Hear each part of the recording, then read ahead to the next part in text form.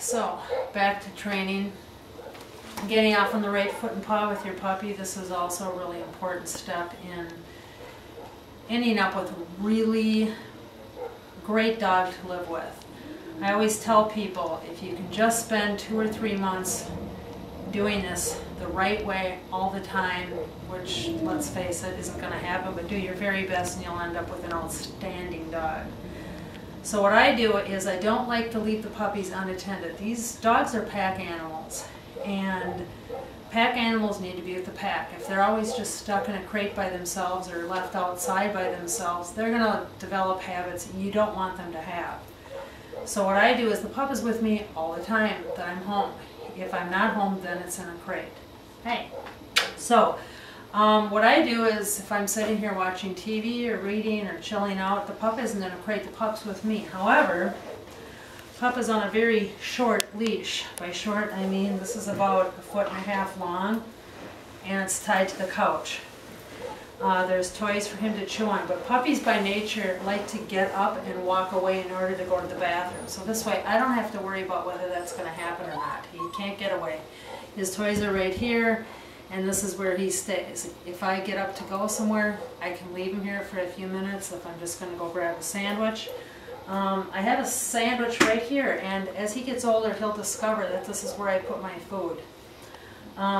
Since has never been in here before and probably won't smell it, I'm going to show you what to do if, we'll pretend this is the coffee table, and when he first discovers the peanut butter sandwich or the pizza. No!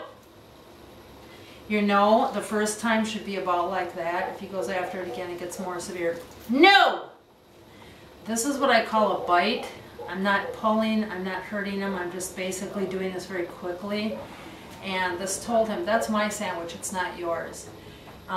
As time goes on, what I would do is I would move further away. It's just a challenge, and he's looking at it, and I'd prefer him not to look at it. You can chew him out for looking at it too, that's okay. Just going to wait to see if he...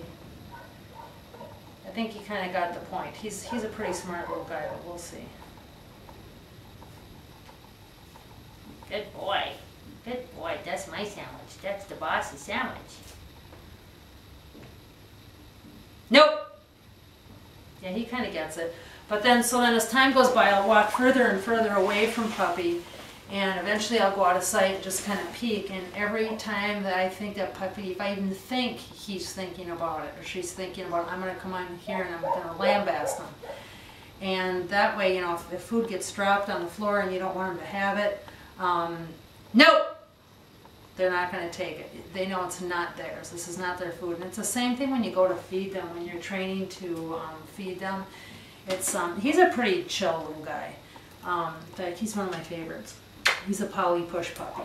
But you can set their food down, and if they're really hungry, you're going to have to hold them by their collar, and you're going to set their food down, and you're going to say, sit, sit, sit, and you'll probably have to say it 100 times until they realize they're not going to get it until they do what they're told to do.